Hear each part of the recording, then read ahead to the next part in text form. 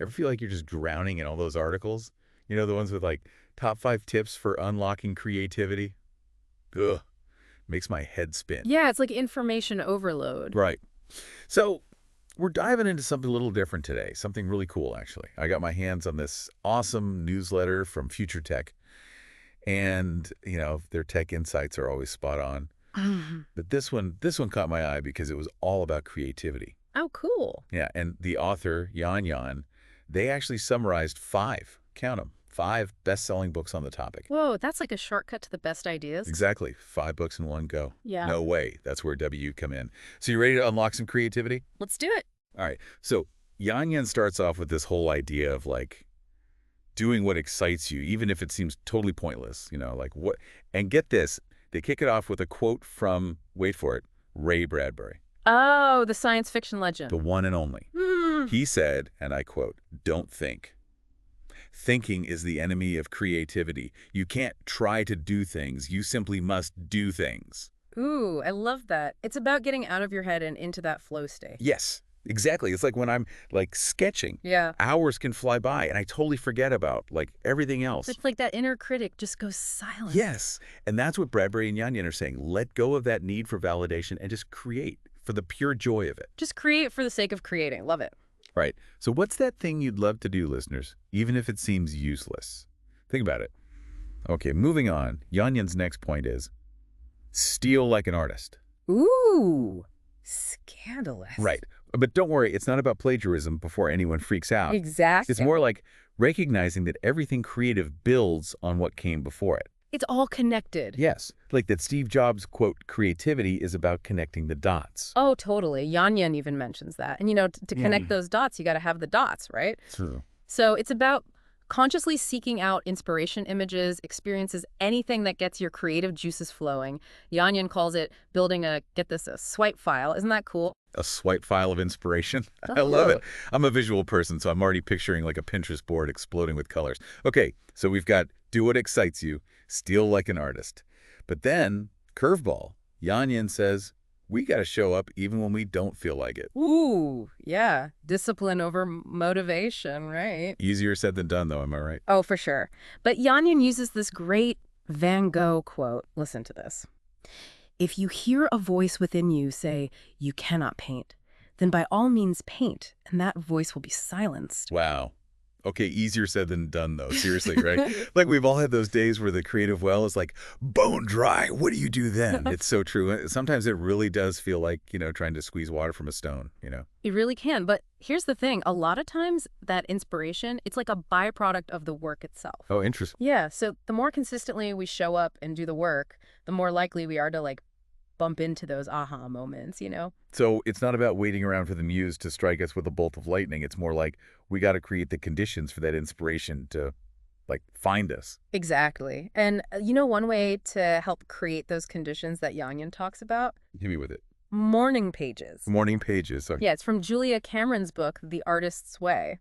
Have you heard of it? Oh, yeah, yeah. Okay, so basically, you start each day and you just fill 3 pages, like longhand, with whatever is in your head. Just a total brain dump, but on paper, and no judgment at all. Oh, wow. So you don't like edit yourself or anything? Nope. No censoring allowed. It's like surprisingly freeing. Yeah, I can imagine. Get it all out. So by getting all those thoughts and worries out of our heads first thing, that clears the way for the creativity to kind of flow in. Precisely.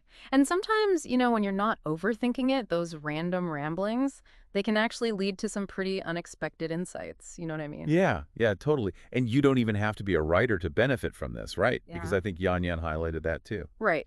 Absolutely not. It could be anyone. Painter, musician, entrepreneur. I think anyone can benefit from like clearing out those mental cobwebs first thing in the morning. Oh, and get this. Yan mentioned someone in the newsletter who actually did this, like the morning pages thing, for 30 days straight and had some pretty amazing results. Oh, 30 days. Yeah, and they even like made a whole video diary about it.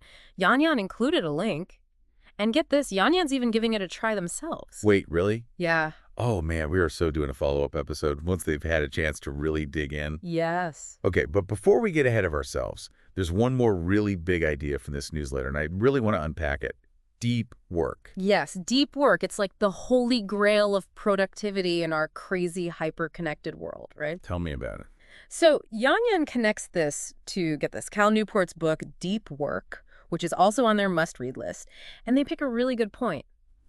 To do our best, most creative work, we really need to, like, carve out some serious distraction-free time to just focus. Again, easier said than done. I mean, my phone is like an extension of my hand at this point. Am I right? Yeah. Oh, I feel you. And Newport really digs into, like, the neuroscience behind why it's so hard to resist those distractions, you Yeah. know?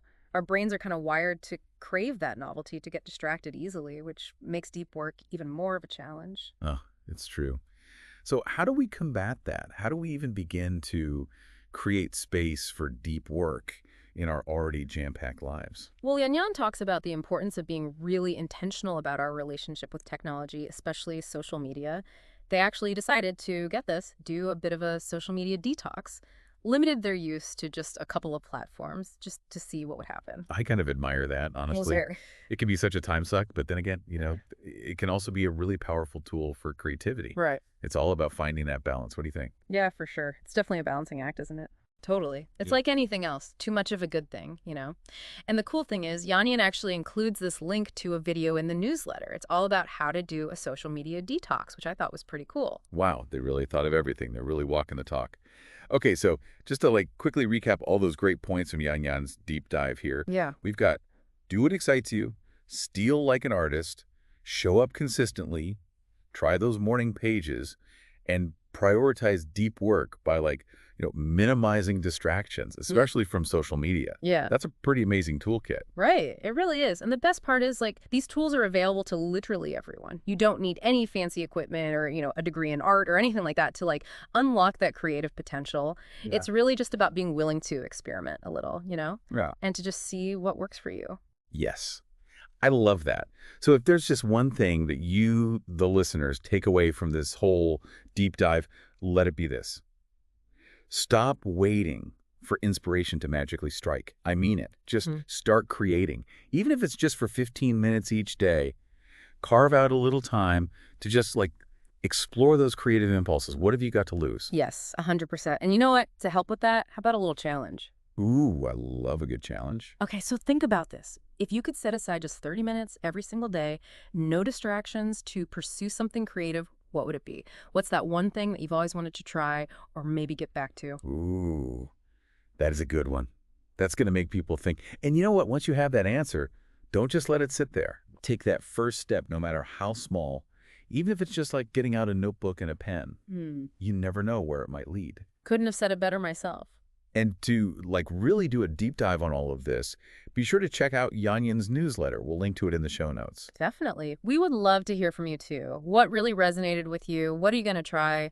Hit us up on social media, send us an email, whatever works. Until next time, stay curious and keep creating.